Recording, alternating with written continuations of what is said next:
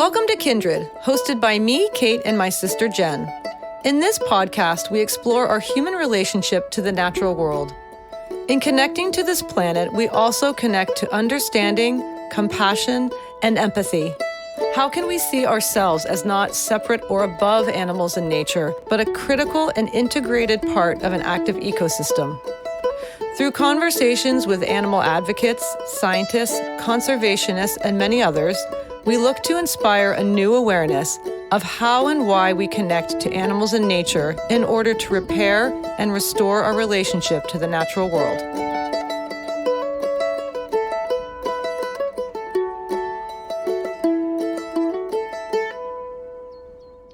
Hello and welcome to Kindred, the podcast where we get to talk about and learn about two of my favorite things, animals and nature. What's a third thing? Maybe a really great meme. You and I are definitely on the memes these days.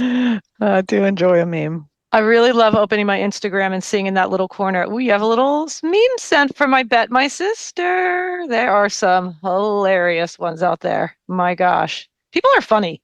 People are funny, and it just a little smattering of humor in the day. Mm-hmm. Actually really good for you, I think. It just to laugh and like that woman who's just like, come on, cutie pie, what do you have to be sorry about? Life's hard enough. And she does a cartwheel, which is fabulous. Yes, she's so cute and funny. I love her. It just is like, oh yeah, okay, perspective. That's good to keep perspective. Yeah. Yeah, sometimes I just giggle and things don't often make me laugh, actually. Same. So when there's a good meme that I'm chuckling away over here, it just really, it gives me life. That's good. Yeah. Yeah. All right. Don't stop. Won't stop. I can't wait to send you my next one. Can't wait to get it.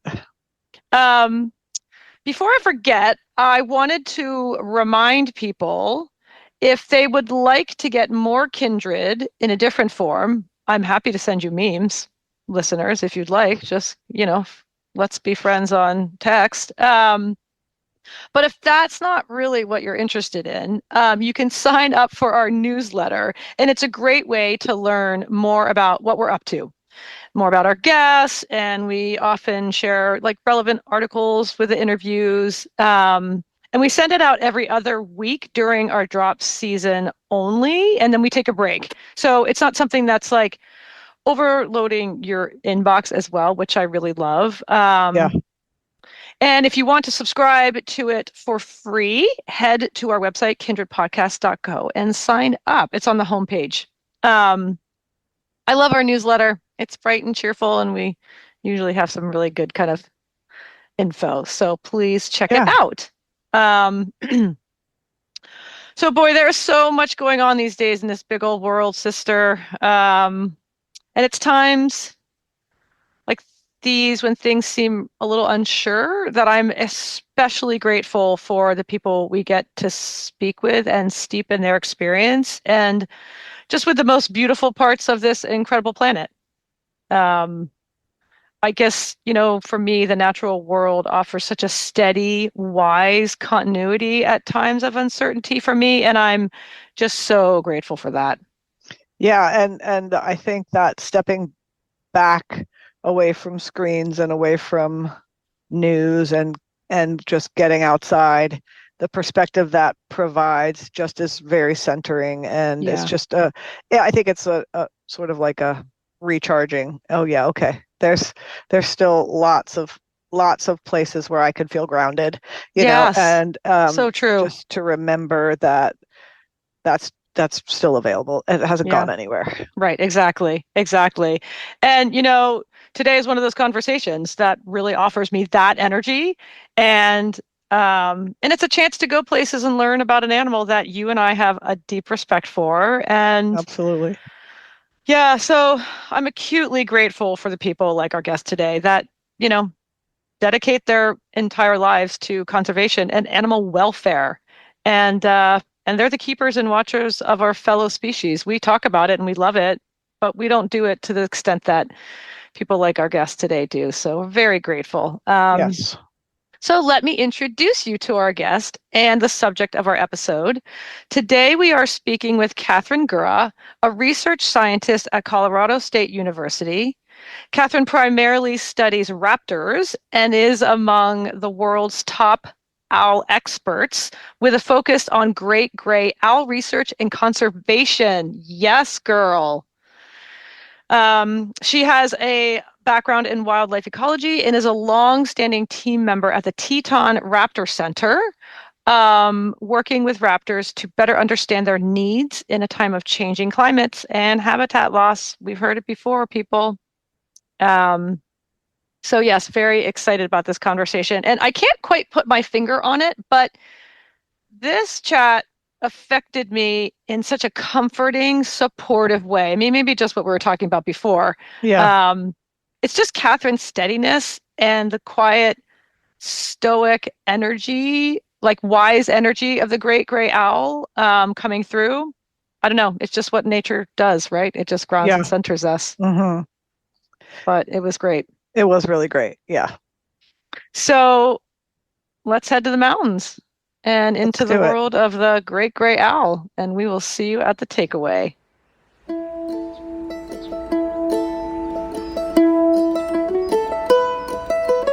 Katherine, hello, and a very warm welcome to Kindred. Thank you for joining us today. Thanks for having me. Yeah.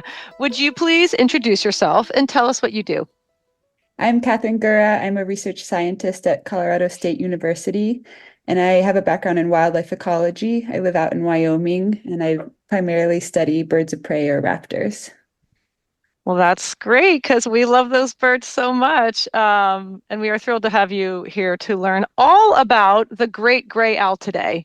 Um, What a fantastic creature. I hadn't really been introduced to them until researching you.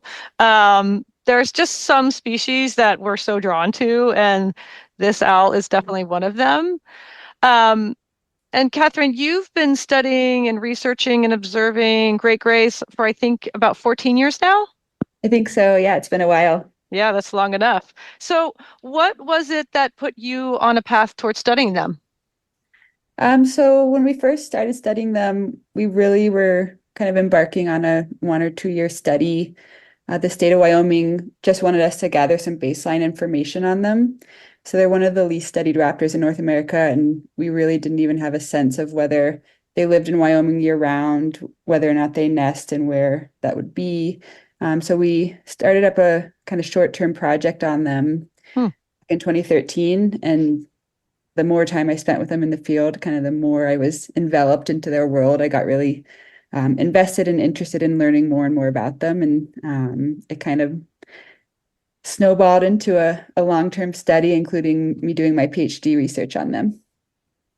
Well, it sounds like you came right in time because being the least studied raptor, that's so interesting. Do you know why that is, or? Yeah, so a lot of owl species aren't well studied, but great gray owls are kind of famous for being really secretive and really elusive. Ah. They're difficult to find, and they also occupy really cold environments. And so Mm. they're in remote places, kind of our northernmost latitudes of North America, and Eurasia is where they're typically found. And so there just aren't a lot of people where they live. So we haven't been able to find much out about them. I think there's maybe a handful of folks studying them around the world at this point. Interesting. Well, I'm glad that you are because this is they really are something. So before I ask you to introduce us to this majestic and mysterious owl, I want our listeners to hear a short clip of their hoot or call. What do you call what do you call that? A call. A call? Yeah. Okay. Um, So I'm going to play a bit of that now, just to add to the mood. And it because this is a haunting sound that really draws you in. So okay, here it is. Let me play everybody the sound of the great gray owl.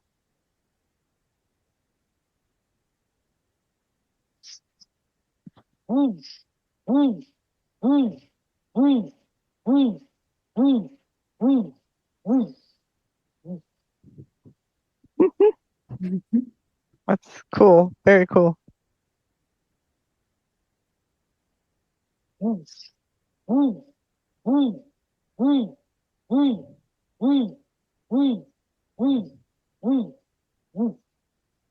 Oh man, what a sound! It almost sounds like a dog with some kind of condition, like there's something wrong, like a dog that can't quite bark right, I know Yeah, what it's you pretty mean, Yeah. actually. Yeah.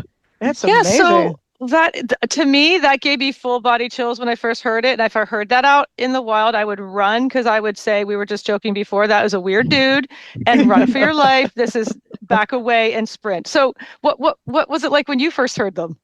Yeah, I'm glad you played it just because I imagine a lot of listeners have never heard a great gray before. And I remember the first time I heard one, I was actually doing a songbird survey. I was in the middle of the forest in the backcountry, and it was a really berry area. Oh. So I was definitely kind of on my guard, keeping an eye out for Mm-hmm. bears and wildlife. But I was just walking through the woods, and suddenly I heard that noise, and I just Mm. stopped, and I could feel the hair on my neck, and I was freaked out. Yeah.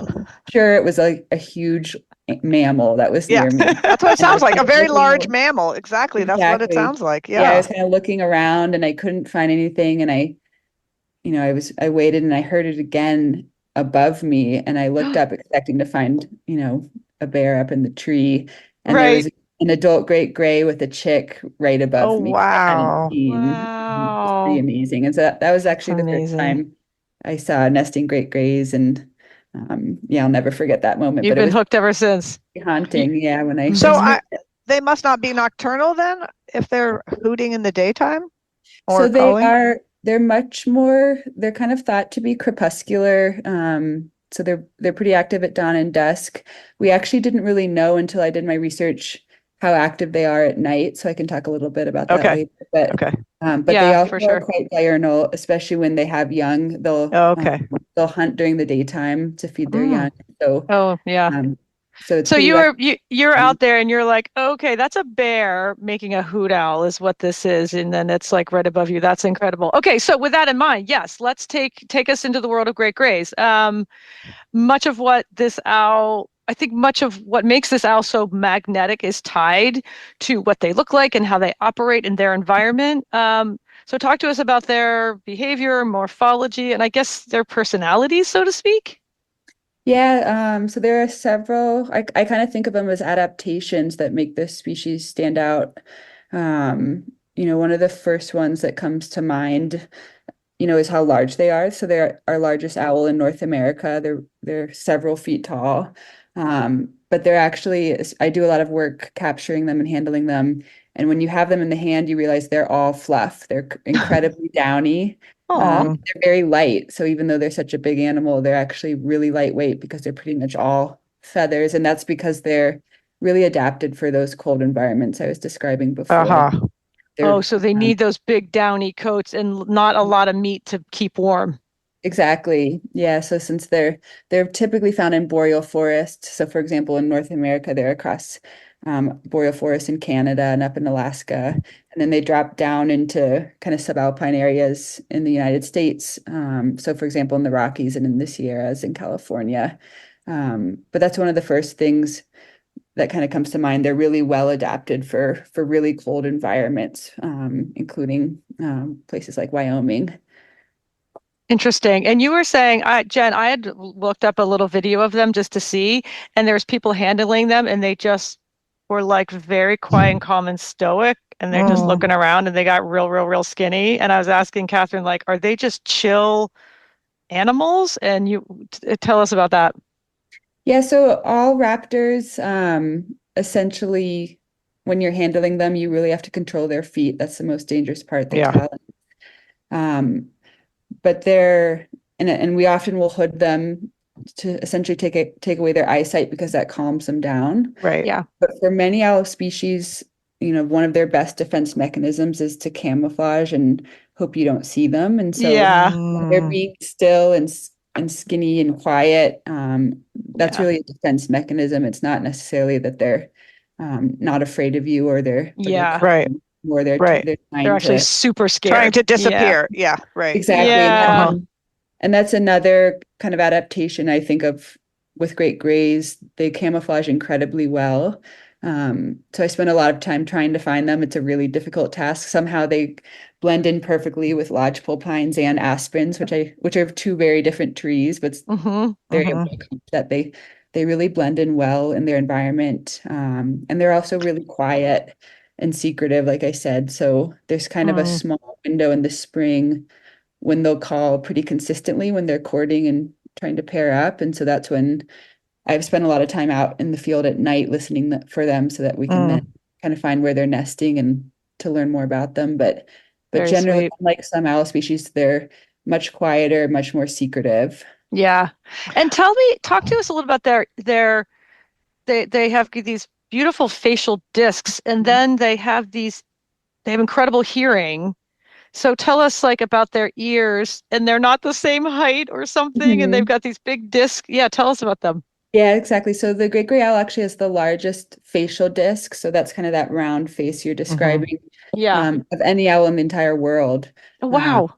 and that that facial disc essentially functions as a parabola, so it directs sound to the Ah, ears. And so the ears are offset because that allows them to actually pinpoint prey solely by sound, even more effectively. oh And so wow. great grays are definitely famous for hunting solely by sound, particularly during the wintertime. So they actually will hunt small mammals beneath the snow during the wintertime. And so they can't see them. No way. Small mammals are kind of tunneling beneath the snow, moving through as they try to find different plants that are buried beneath the snow. And the great gray owl will essentially use that facial disc in their offset ears to pinpoint exactly where they are beneath the snow. And then they essentially will hover over that and punch as much as 2 feet into the snow to grab the Whoa. prey, which is Wow. amazing. Wow. That is incredible. So they have the ears are offset. I think what is the right one's higher than the left is higher than the right. And Mhm. so I guess that just does it give it more of a like a I don't know, like what does it do for their just not surround sound, but just a more holistic fine Yeah, tuning or something? Yeah, it's kind of a way to triangulate. So that's when you're kind of pinpointing and you need different angles to do that. So, um, Right. you've probably experienced where you hear a sound, but you kind of have to turn because you Right, don't you turn. know Yeah. which way it came from. And so Yeah. having the offset ears essentially enables them to do that much more easily right off the bat. That's Is incredible. is that unique to them, the hearing? A few other owl species definitely have the offset ears, and many owls have facial discs, but none are as exaggerated as the great Okay. grays. Yeah. That's And then cool. if you're learning about owls, some owls don't have a very significant facial disc, and some of those owls aren't really relying on sound to hunt prey. So, for example, some of the small owls that hunt moths and things like that, they're doing that more by sight, and so they're not Okay. listening for them, and so that you'll see they haven't kind of evolved those extreme facial discs like other owls. And now, how do they go head first into like these 2 feet of snow? Like, is that wow? They Yeah, do head first? it's not head first, I would Okay. imagine talons first. but Yeah. it's talons Oh, first, but their talons heads first. Yeah, of course. but it's kind of they're kind of dropping down, and so their heads are kind of right after that. So Yeah. they leave these amazing prints in the snow where you can see the kind of the facial print and the wings out to the side, and then the Oh, cool. spot where their feet kind of led their body into it. So that's always fun to find Wow. Like a your real time. snow angel owl print. That's incredible. Yeah, a vertical snow angel. That's right. Yeah. Exactly. Amazing. So they must be really, really strong. So where are they generally located? I mean, I know they can be around the world, but in the US, where are they generally located? Yeah, like I said, they kind of have a contiguous population that drops into the US, and it does so through Montana into Wyoming. You can Okay. also find them in Minnesota and then in Oregon and Washington, kind of consistently. Every once in a while, there will be what are called eruptions where individuals will move south during the winter, similar to what we've seen with snowy owls. So I've heard of owls moving into New England, for example, during the wintertime. Hmm.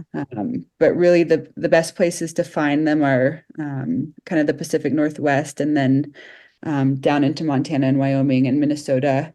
And then there is an isolated population in the Sierra Nevada region of California, which is really amazing because that's so far south compared Yeah, to all the other that's populations. wild. Yeah. And I've done some work there, and I I'm always so amazed because it gets really hot there during the I was going to say, summertime. we'd think it would be too hot Um, for them.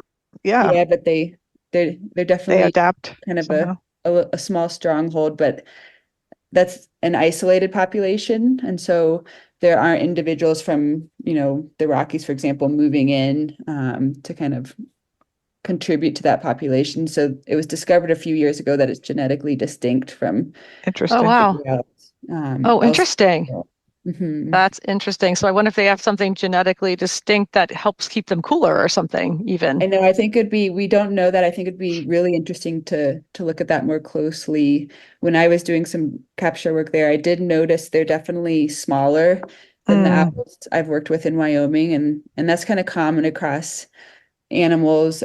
The farther you get from the equator, animals typically get larger. yeah. The moose in Alaska I've heard are absolutely ginormous. Mhm. Right. Well, I Compared was to thinking about that. We were just talking to a guy about the Florida panthers, and he says they're way smaller than like a Mhm. typical mountain lion, just because I Yeah. think of that same thing. Yeah, they don't And need Yeah. it's to be. largely thought to do with kind of being adapted to tolerate heat better by having Yeah, this body. So that's interesting. yeah, I Fascinating. don't think anyone's explicitly looked at that with the California Yeah. population, but it'd be really interesting. All right, Jen, let's go. We're on it. Yeah, go. Basically scientists at this point, so Yeah.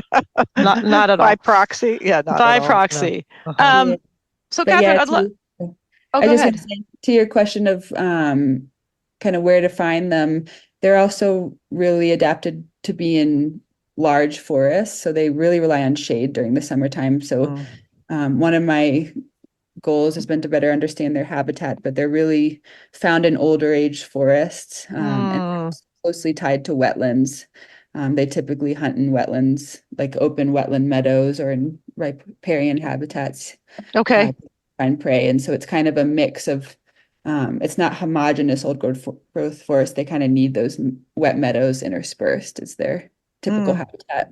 And that tracks with these owls should be an old growth, right? It just feels so Mhm. perfect. They've all been there for Exactly. zillions of years. But Catherine, I'd love to dig into your work with these owls now. When we last spoke, you talked about your interest in great grays in context to shifting environments and the specific needs of these owls. And you talked about snow conditions and weather changes and how this is impacting great grays, which I thought was really fascinating. Maybe start with orienting us to where you have been conducting your research, and then talk to us about what you're learning about this elusive phantom owl. hmm Yeah, so like I said, I live in Wyoming and I've been conducting this research in the greater Yellowstone ecosystem. So that includes Yellowstone National Park, if anyone's familiar with that. It's essentially this region is thought to be kind of the largest intact wilderness in the United States, in the lower Right. 48, Mm-hmm. Mhm. United States. And so this region is incredibly mountainous, and we have pretty extensive winters. So we have snow on the ground, 6 months out of the year pretty Yeah. regularly. Yeah. Right. That is changing a little bit. Right. It's a pretty wild place, which is amazing for studying wildlife, including great gray owls. So Yes. one of my first goals with this research was just to, like I said, understand their habitat, where they are, what kind of resources they need. For example, what are their nest sites like? What kind of areas are they foraging in? Because you really need that foundation to then understand how environmental change is potentially going to affect them. So a lot of the early years of my research were focused on understanding those relationships. Right, for sure. And so what is their territorial range for one owl? I mean, do Mhm. they tend to stay what's their range, I guess? Yeah, so that's something we didn't know prior to this research. So a lot of my work has involved putting transmitters out on great grays to learn, for example, where they're moving and how much space they need. So during the breeding season, their home ranges are about 2.5 kilometers across. Um, Okay. and they're pretty faithful to those. So whether they're nesting in a given year or not, they're kind of using that space and defending it from other owls. We don't see a lot of overlap from one territory to the next, which is interesting. So they're definitely defending that area from one another. And then in terms of coming back each year, their winter movements are really variable, which we can talk about, but Yeah. they do come back to the same areas every breeding season, which is really neat. Okay. Not Interesting. owls will, not all owls will do that. They Okay. can be nomadic, but at least in this population, they're pretty faithful to their breeding areas. They don't always use the same nest site, but they'll Mm-hmm. definitely come back to the same general area each year. Well, that's nice for you for Interesting. studying them, I that know once you it's been find them, you really know where to, helpful. yeah, that's great. Yeah. Yeah, so with learning about where they go, the transmitters I use, you actually have to get close enough to download the data. So it's Mm. storing where they go, locate hourly locations, but then I have to go and download it. And before we had that technology, when I was tracking these birds, they would leave in the winter and I'd have no idea where they went. Yeah. But now often they'll leave and when they come back, I'm able to download the data and see where they've been all winter, which So has cool. really Yeah. opened up our understanding of where they spend the winter. That's Wow. incredible. I love that. And it does make it helpful for you. That's incredible. Definitely. So, in terms of like shifting climates and like snow accumulation, what are you finding? And I'm thinking like, especially in context to like snow levels, if they're changing, but they're returning to the same habitat every year, what's happening at that intersection there? hmm Yeah, so like I said, I got really interested in their winter movements because they were so variable. Yeah, So some winners, individuals will stay on their breeding range for the entire year. They don't go anywhere. And right. then other years, that same individual might migrate to a winter, discrete wintering area. And then in other cases, sometimes they're really nomadic and they just seem to wander for the entire winter. So it's Interesting. really variable what even the same individual will do from one year to the next. Right. Um, So is that helpful in terms of their like adaptation, like going forward? It's not as nerve-wracking if the climate changes so much that they're more adaptable to find they don't have to go the same places. it definitely it definitely can depend. So it's, you know, thought that for animals, if they can return to places in which they're familiar, that's a benefit. They Yeah. know where the resources are and Hmm. essentially they know what to expect. They know how to Right. utilize that landscape. The ability to be really, flexible and move to different places is definitely a good thing given how variable our environments are becoming and our climate's becoming. Right. And it really comes down to a question of scale. So one of the things I essentially found with my research, I essentially wanted to know, why are they leaving when they leave? Like sometimes they stay on their breeding range until March and then leave for a month and then come Oh, to the nest. And it just was really perplexing to me. Yeah. And essentially what I found, for anyone who lives in a snowy environment, you've probably experienced this lately. When you have snow and then it warms up and refreezes, or if you have a rain event and then it refreezes, you can suddenly have this ice pack instead of a snow pack. Essentially, that's what it seems like. right. We have Right. an incredibly hard crust that we can even walk on sometimes. And Right. but you can imagine for a species like the great gray that needs to hunt through the snow, that can make it really, difficult, if not impossible, to access food. Yeah. And Interesting. essentially what I learned was that when we have those events, those icing events, that's when owls are making that decision to leave and move to Got Aha. it. the area. And so Okay. sometimes it's not until late winter. Sometimes it's multiple times throughout the winter. And so I actually Yeah. have seen owls leave and come back to their breeding range and leave again over and over again during the winter time. And it's essentially associated with those ice crust events. Interesting. Aha. But to your question, it really comes down to how broadly those icing events are happening, how frequently. It seems like owls are lucky in that they can fly and escape to a different area, but it comes down to how far they have to go and what the risk factors are in those new Yeah. places that they're going. So, And yeah, that makes sense. Yeah. And they'd have to judge that in the moment. And I like know. it's like we were talking here, like it's 80 degrees out here in the beginning of November. I mean, how do you predict when to go? And like, and you were saying early, knowing what to expect is so critical. And Mhm. that's where I'm like, what does snow mean to them? And if they're so used to hunting in that, but suddenly you've got a couple inches of ice on top, you've got to Mhm. make that call of, are you going to go into someone else's territory? Are you going to fly? How far are you going to go? I mean, that's just Or how crazy. long to be gone and when to come back. I Exactly. mean, yeah, good grief. Yeah. Yeah, especially for raptors, it's real, and a lot of birds, it's really important to get back to your nesting territory and Yeah. defend and pair up with your mate. And if you're late for Right. that, somebody else could take over or Right. Yeah. and timing your nesting is really important, which is a whole different conversation about changing summer conditions and breeding season Mm, conditions. But yeah, all of that's kind of getting upended for many of our wildlife, including great gray owls. mm. Well, and I think, you know, they're already hard enough to find. You call them phantom owls. You even wrote a book called Phantom of the North, Great Gray Owls of the Grand Tetons in Yellowstone, which is very difficult to find, by the way, but you sell that at the Raptor Center. Is that where you Mhm. can get that? Um, but yes, that's so. So when you are out there doing your studies and trying to get this, like, you don't know one if they're going to be there. How long are you out there, just you? Because I would think it's just got to be you if they're super shy. You don't want a team of people, and I mean, they're not teams of people doing this anyway. Mhm. Yeah, you definitely want to minimize how many people are there. So great grays are interesting. They really avoid development in people, especially during the breeding season.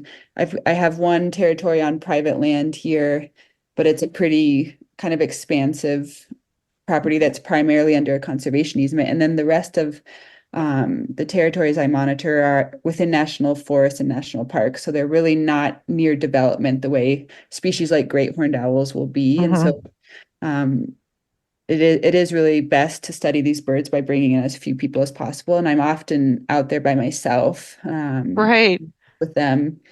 And so, yeah, it's really a matter of kind of minimizing your disturbance and reading their behavior, making sure you're not disrupting what they're doing, and there are kind of some clear signs that owls and other raptors will give to kind of indicate that maybe you're too close or they're focused on you in a way that's detracting from whatever else they're doing more Yeah. naturally. So, but yeah, I do get to spend um, I've spent thousands of hours with them in the woods, and I don't even want to know how many hours I've spent not being able to find them, Right. being Yeah. Looking. Yeah. successful. Right. Yeah. Well, Because the reality is they are really challenging to find.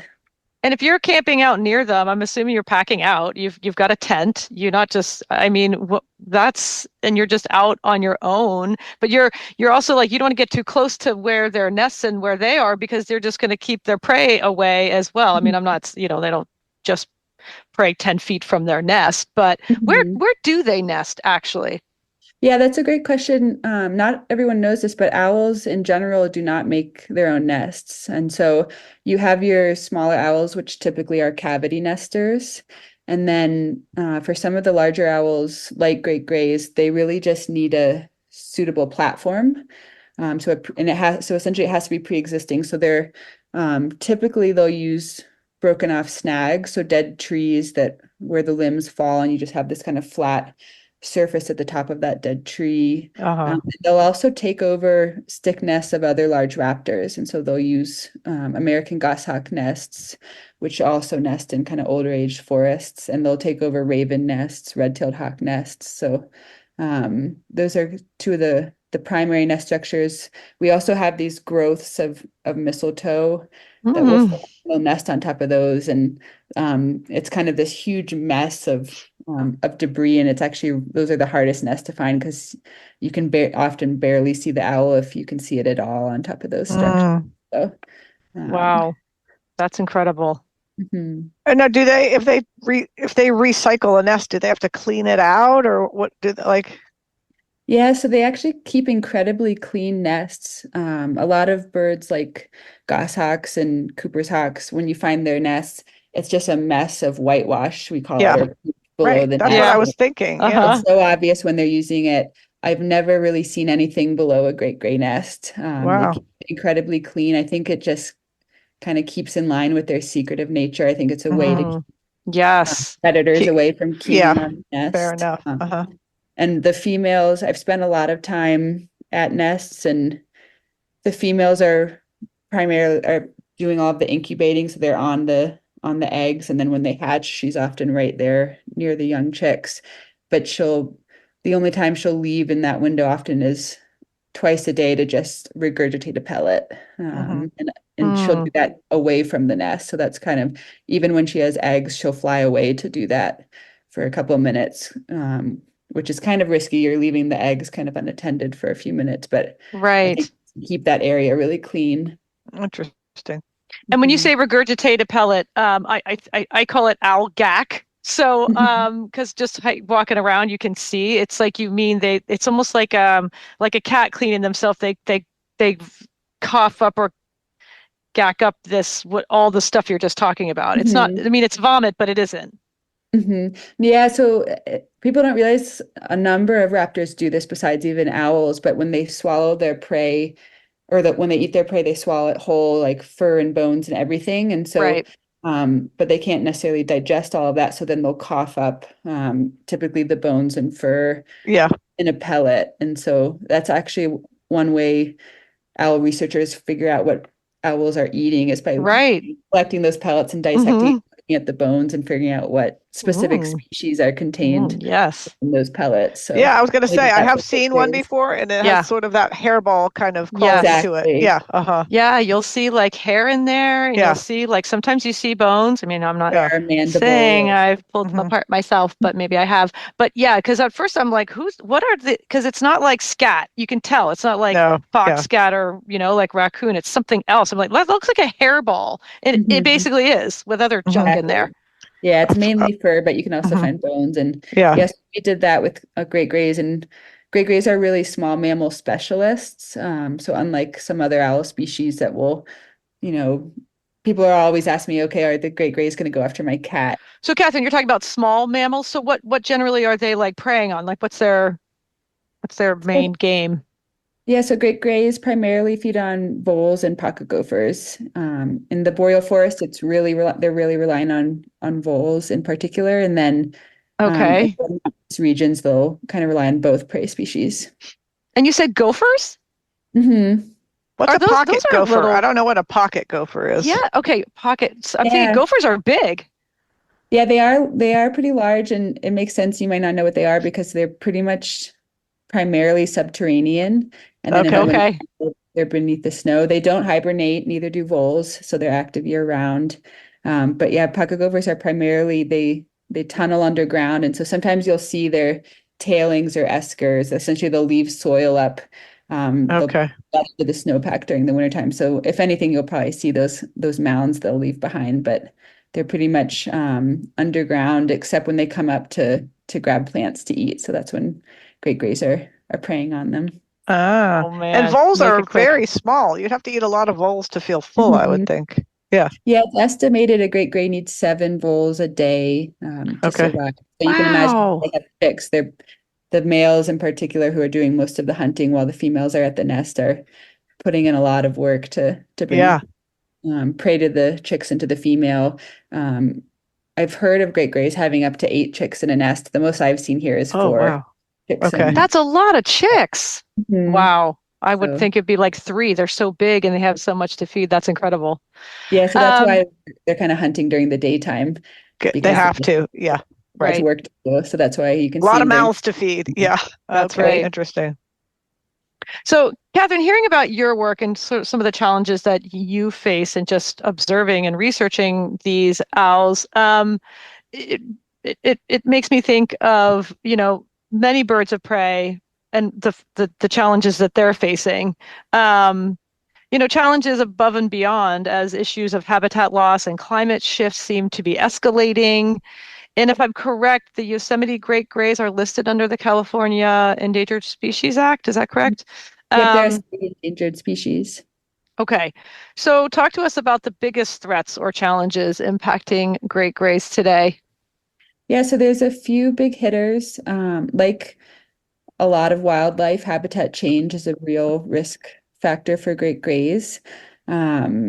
Audubon recently did a big analysis of how environmental change is going to affect a variety of birds. And I was really shocked to see that in the next 50 years, we're expected to no longer have great grays in the lower 48. Oh, wow.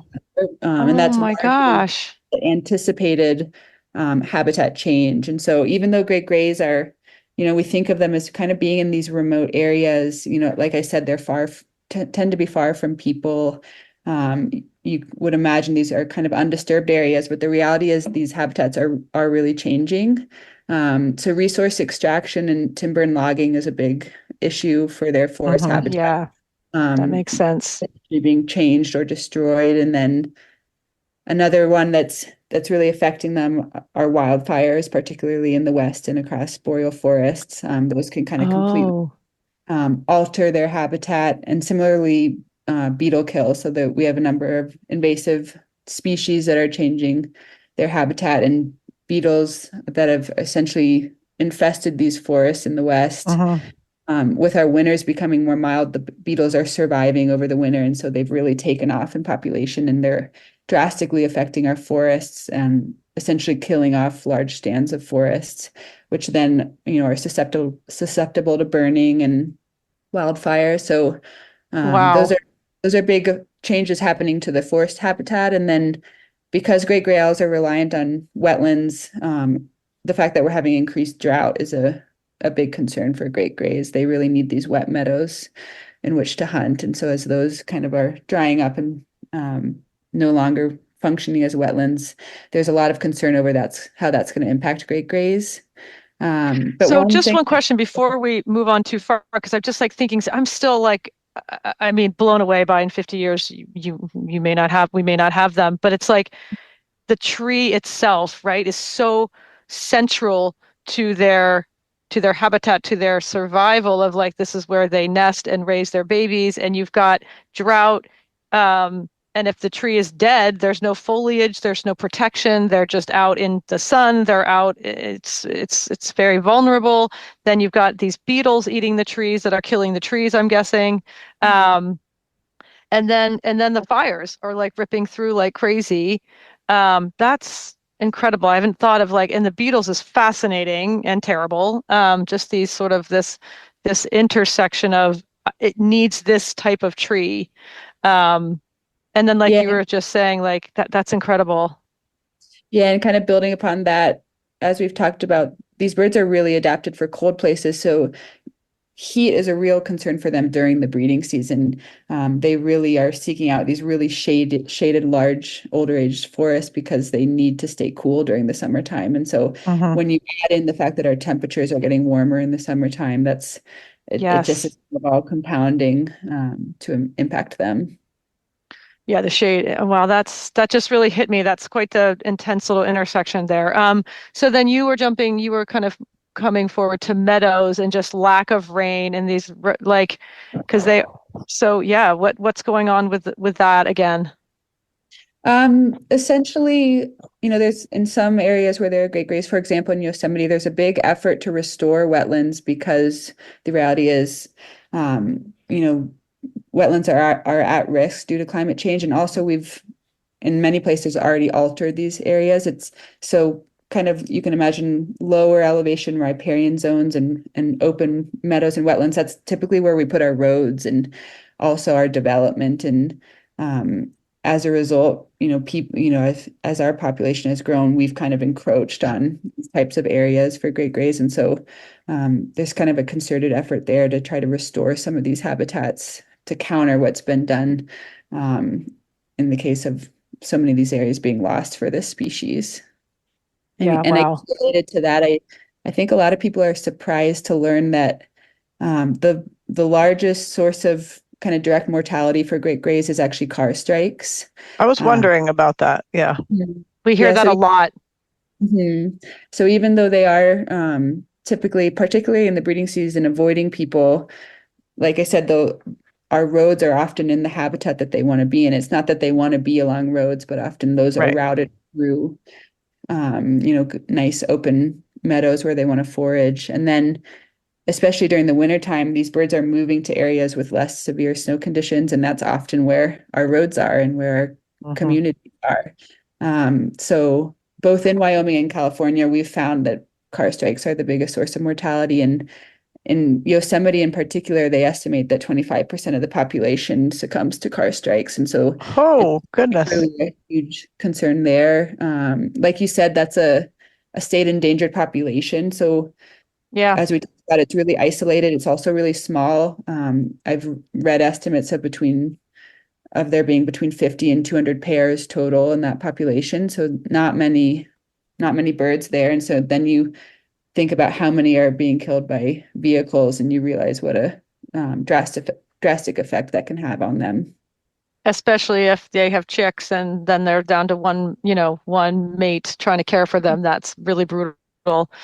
Um, oh gosh, it's so terrible. So the other thing you and I had talked about when we last spoke was other owl species moving into their territory, which I'd never even thought about. Can you talk about that a little bit? Yeah, so that's kind of really an unknown here in Wyoming. So for the first time, some people might be aware the barred owl was historically just on the eastern coast of North America, and over the last century, it's expanded its range pretty steadily, and it's largely thought that was due to humans settling the Great Plains and planting trees and essentially facilitating their expansion west. Oh, Um, okay. they, barred owls has had incredibly detrimental impacts on spotted owls, which are endangered in the Pacific Northwest. Barred owls are incredibly aggressive and essentially Yes. are out competing spotted owls for nest sites, for habitat, and even predating them in some cases. And so Wow. it's had a pretty incredible negative effect on that species. Mm, But we recently detected the first breeding record of barred owls here in Wyoming in one of our great gray owl territories. So we were actually out doing a prey survey 2 summers ago, and one of our technicians saw an owl fly across a meadow, and he kind of sprinted after it to see if it was a great gray, and was shocked to see that it was a fledgling barred owl. So essentially a young that had just left the nest that was just starting to. wow. And so that was the first time that barred owls, we'd detected a few individuals over the years on our owl surveys, but that was the first time across the entire state that barred owls have been observed breeding. And so we're Hmm. really interested in studying how this species is potentially going to impact native raptor species, including great gray owls. Right. That's incredible. I'd never even thought about that. Like wildlife conflict leading to like habitat and territory loss. That's crazy. Yeah, and that happened within one of our national parks. I think we often think of our parks as kind of being pristine and, Right. relatively unaffected by these changes that are occurring. But the Yes. reality is that our environmental change is having impacts all over the place, including in our national parks. That must Right. be a Absolutely. hard thing to handle as a scientist too, because I mean it's wildlife and it's nature, but it's like, oh, we don't like to see that. Yeah, Yeah. it's tough. I mean, the one thing I do think about is our ecosystems in reality are always changing, I even know, long right. people go around. They're constantly changing and in flux. And as a scientist, my job is really to observe and to learn. And we do have this opportunity, like it's rare you can kind of document what happens from the start like this. Yeah. Right. First instance of this species being here. So we're definitely motivated to monitor what happens and how different species respond. But it's Yeah. certainly Wow. you care deeply about a species like the great gray owl. Yeah, that's hard. Yeah, Right. but that's a good, I mean, I'm glad you brought that up because that really is it's a time where that's really helpful for our sort of hearts and minds really concerned about where our wildlife is and where it's heading in the human wildlife conflict. And that's really it's a good reminder. I appreciate you saying that. So thinking about the challenges that great grays face, it always leads me to think about how critical each species is to the ecosystem that they operate within. And as great grays are a keystone species, this is especially true. So talk to us about the ecological role they play in their habitat and the reasons why their conservation is so critical, not just for them, but for the health of the ecosystem as a whole. Yeah, so a keystone species essentially is a species that has kind of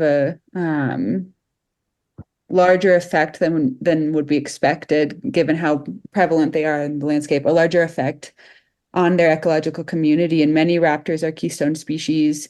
One of the reasons they can, be so important in a community is that they really have an important role of regulating prey populations. And you can imagine when you have this intricate web of an ecosystem's community, being able to regulate that prey population then goes on to affect so many other species and dynamics of the system. And so great gray owls are no exception. They're, like we talked about, they're a primary predator of small mammals, and they're competing with some of our other large predators here, like other forest raptors, in addition to animals like coyotes and wolves, and we have mountain lions here. And so they're kind of one of our big hitter predators here that play this important role of controlling what happens at trophic levels below. And so that's kind of one reason they're important. Another one is that many raptors, including the great gray, are incredibly sensitive to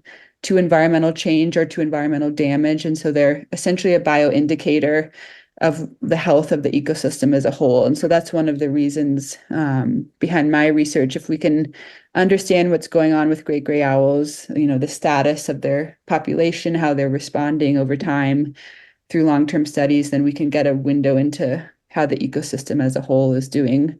And like I talked about, the Greater Yellowstone ecosystem is an incredibly important ecosystem. It's one of our last, wilderness areas. And so Yeah. Being able to understand the status of that ecosystem through the lens of the great gray owl is a big motivating factor for me to continue this research. Absolutely. And I love the thought of them being like a barometer for the health of this intricate web you were talking about. And it is so intricate and it's so interconnected. And I hadn't thought of keystone species as being barometers before in that way. That's interesting. I think we often think of the little guys as the barometers. We hear a lot about this on the podcast, so that's something I'll have to sit with that. That's really interesting. So, Katherine, you have spent a good bit of time with these incredible owls in the wild after 14-ish years, and you'll have some incredible stories, I'm guessing.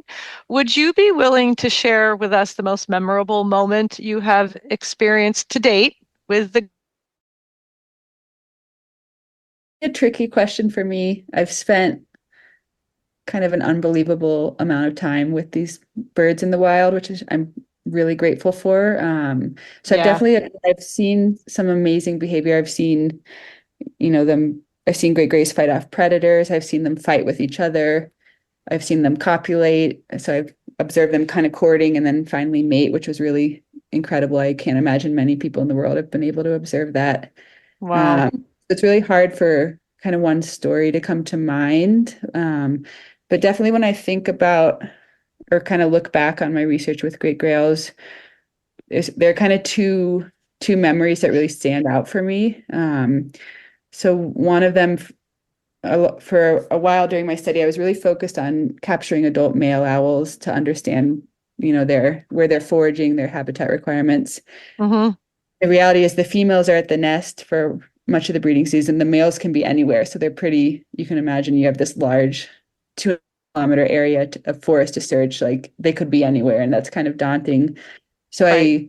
I, at one point, decided to try the strategy of just waiting near the nest. And I'd kind of set up like a blind of sorts where I was kind of hiding and I'd just wait to see if he showed up. And Mm-hmm. it was, looking back on it, it was just kind of unbelievable. I would essentially be sitting there from dawn until dark and just waiting. And he didn't always show up. And I don't think it's because he was there. We've learned they're really hunting at night. And so it definitely wasn't Okay. the best strategy for finding him, but it Mm-hmm. was kind of this, it's pretty rare these days. We're so busy and we're so involved in our technology. Like it's rare to just sit in the wild and just, observe another animal and just sort of be. And I kind of Right. looked at, I saw some really neat behavior just observing the female, but I also started to notice other animals around me, birds calling, butterflies. Like it's a lot of time of just, Yeah. quietly sitting. And it was Mm-hmm. kind of this cool of experience of for a moment really being a part of that ecosystem, if that makes sense. Like, Yeah. we obviously have effects on these wildlife, but I was just kind of sitting in that environment, and I had my kind of small place in the system, but it was kind of this magical moment of just being another creature on the landscape with these owls. Yeah. So that's definitely one story. It's not the most riveting one. In fact, it's the opposite, but it was No, kind of I love kind of that. I special. love that.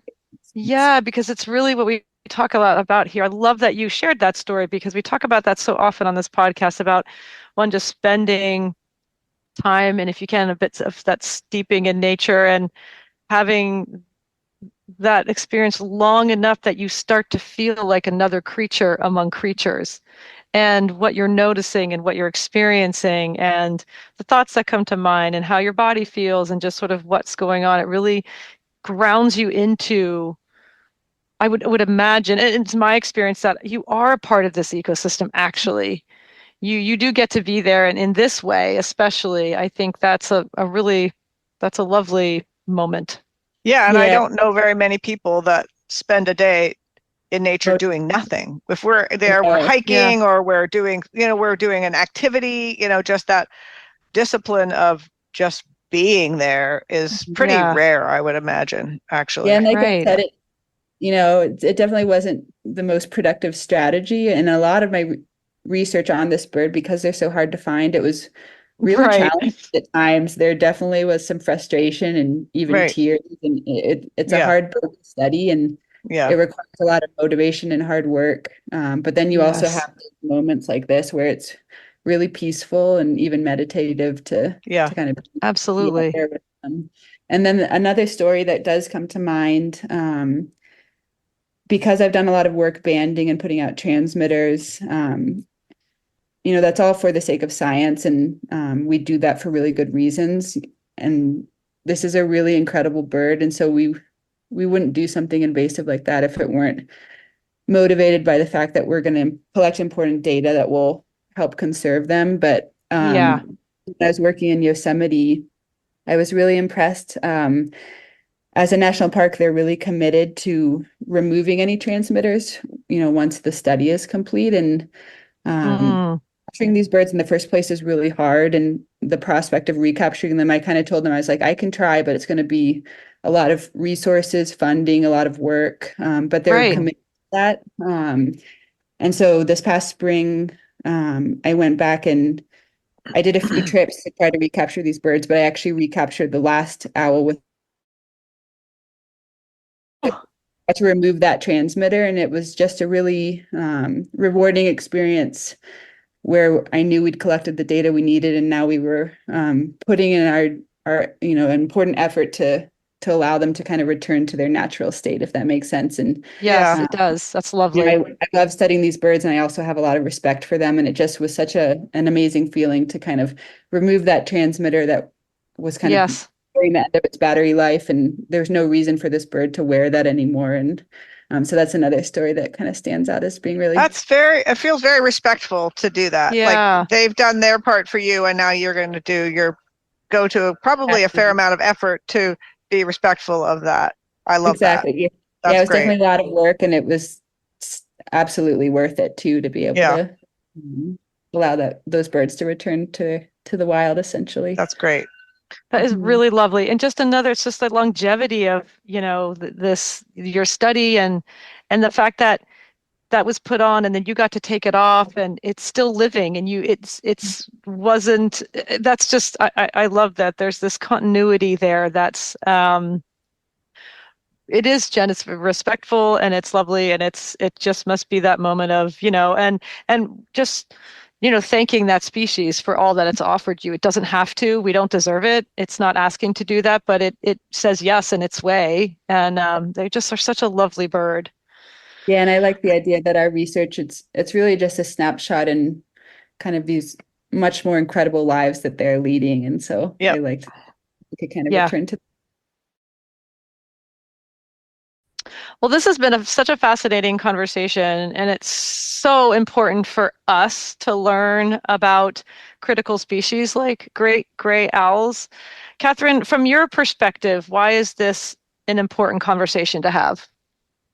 Yeah, that's a great question. And I think thinking about great gray owls in particular, so in addition to being keystone species, I consider them to be flagship species. So essentially, those are species that in reality people feel connected to, and essentially it can help motivate people to contribute towards conservation. And I am 100% sure the great gray owl is one of them. The reality is they're incredibly iconic. People are drawn to them. They're beautiful. They're hard to find, which is, motivating for people, especially birders, to seek. Yes. But I think these kinds of species like the great gray owl, it's really important that we kind of help forge people's connection to them, because it's through that connection that I think we feel a deeper investment in the natural world, and we feel a responsibility for that world to essentially live more sustainably and take care of it. So for me, I'm so grateful for the amount of time I get to spend with great gray owls, and to be able to have an opportunity to share that with the broader public is so valuable to me, because I think it helps forge that connection with the natural world with this species in particular. But I also hope folks are motivated to go out and observe the variety of wildlife that makes up our world. I think in reality, there's so many animals that are just as, charismatic and magical as great gray owls. And I hope folks are inspired to go learn more about them and take care of them. And I think too, especially when I spend so much time by myself in the woods with this owl, it's so important to be able to share that in different ways. That was a big factor for why I did write that book about kind of my experience studying great gray owls and their natural history. It's important to help bring people into that world and open up a window into the lives of great gray owls. So I appreciate being able to talk about them on this podcast today. Well, that is just so beautifully said. My gosh. That's really beautiful. And we totally agree. And we will definitely be putting up links to pictures of the great grays. We'll put up what they sound like. And we wow, just thank you so much for speaking with us today and connecting us to a new species that now we get to love. And what an absolute privilege to spend this time with you, just steeping in the presence of such a beautiful animal, and with your deep knowledge and obvious love and respect for them. We really appreciate it. Thank you so much. Yeah, it's always wonderful to get to talk about great gray owls with anybody. I definitely love it. So I appreciate being on your podcast. Absolutely. Well, we'll keep an ear out and an eye out for you. And where can people follow you and your research, and what's the latest, and maybe even possibly donate somewhere? Yeah, so I do research through Colorado State University, and then also I'm a research associate with Teton Raptor Center. So I've been working with them for a number of years, including for my PhD. So that is a great organization to donate to support research in particular. And you can definitely follow our work through their social media. That's great. That's great. Now, can we buy your book through the Teton Raptor Center? Mhm. I can Yep, call and be like, "Hey, send me a copy." Yeah, and they should have an online store as well, where Okay, great.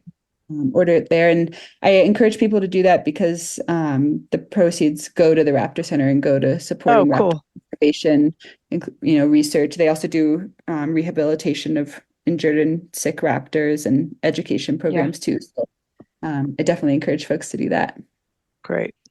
Well, this has been a real treat for Jen and I. We really enjoyed this. Thank you so much. We love raptors and owls. Take care and the best of luck. Awesome. Thanks for having me. Hey, and welcome back to the takeaway. How about that call from the Great Gray? That was very, haunting. very intense. Yeah. That was fun playing that. I love that. I'm so glad we did that. She's like, "Oh, I'm so glad you played that," because everyone has a story, it sounds like. Yeah. Totally. I guess I would say it's haunting until you know who it is and what it is, and then it's just magical. No, exactly. It's like you were saying, if you were walking out in the woods and you heard that, I would start running to wherever I was trying to go. I would. If I didn't know, I'll be like, this does not seem like a great idea. Yeah. Yeah, like suddenly I'm in what's the Sleepy Hollow. The headless horse, right? Like, yeah. Where's my trusty steed gallop away? But I will say that overall, this episode and all of our conversations with people do put me in this mindset. This one just especially so. So I just want to talk a little bit about what do animals like the great gray offer us? Like, why does Katherine work so hard for their conservation? Why should we care so much about their welfare? And I think a lot of the things come to mind. Well, they're beautiful and they're inspirational, and just like we were talking about, the magic they offer. And then I just was sort of like getting deeper into it, and just sort of what we were talking about, the introduction a little bit, what the natural world offers me. It's solace, it's comfort, it's beauty, it's balance. And I was listening back to what Katherine was saying when we asked that question about how, like, why is this important to talk about? Yeah. And she was talking a little bit about how great grays are a flagship species and a keystone species as well. So they hook us into loving more than just them. They get you out into the landscape. You care about their habitat because you care about them. So you care about the trees. And she was saying, we feel a deeper investment in the natural world when we care about a great gray or an animal like that. And I thought that was so insightful and so true. And, I feel like it's so many animals can inspire us and rekindle that connection that she's talking about. But I loved that. I loved, we feel a deeper investment in the natural world because it is everything to us. Well, it really exactly. is. Well, and that's sort of what the bigger takeaway for me always is with these guests, like I've spoken about before, which is if you don't know and understand something, you can't care about it. Yeah. And so what I love is all these people, and Katherine top of mind because we just talked to her, who they have found an animal that they care deeply about and that they connect to for whatever reason, and then they devote their life, like her just talking about the hours that she spent sitting and waiting to watch them. That is a commitment. But, it's also that builds her love and respect for them because she has dedicated so much time. You can't not, I think, care about something when you understand it. Yeah. And so, so true. Our luck is that we get the fast track into all these different species that we get to now care about because these people have devoted thousands of hours decades of their life to doing this. And I think people, it's kind of like whatever, find your window in. If it's owls you care about, let that be a thing that guides you. If it's cheetahs, whatever the species is. But, I think partly too, you and I have spoken about this many times before, that just for us particularly, this species is incredibly important because there's just, we'll talk more about why, but you find something that makes you feel like that, and then you want to know more about it, and you want to protect it, and you want to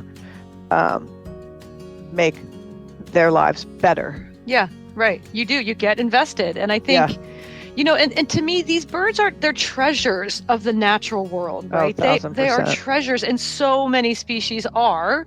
I mean, I don't know if people consider ants a treasure because there's 1 trillion of them.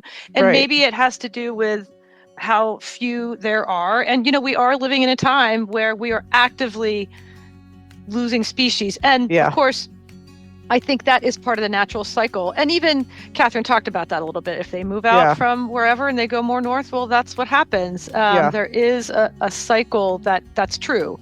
I just think when I think of it in terms of these treasures and then in terms of habitat loss and development, then that does feel tragic to me. Yes, sure.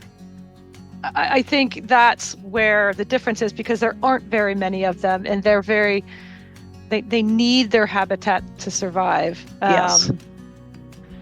So yes, I think it's just, I also think, there wasn't really a time in the human's experience until recently where we weren't aware of all of these incredible treasured animals. I mean, I just think it's been so much more recent that we've lost this connection to the awe and the magic and the mystery of the natural world. So for her to share her time, like you were saying, for Katherine just sitting out there and what that's like for her is such a gift to us. And we so appreciate that, and just the time. And yeah, thanks for everyone listening. We'd love to hear your thoughts on this. And have you seen a great gray before? What else have you heard or seen? I often do an early gym, and I will hear, I think it's the barred owl. They're big ones, the big ones with the pointy-ish ears. And they just hooting, just calling to each other. They're incredible. It's very magical, especially when there's a full moon. You're like, oh, hey, hello.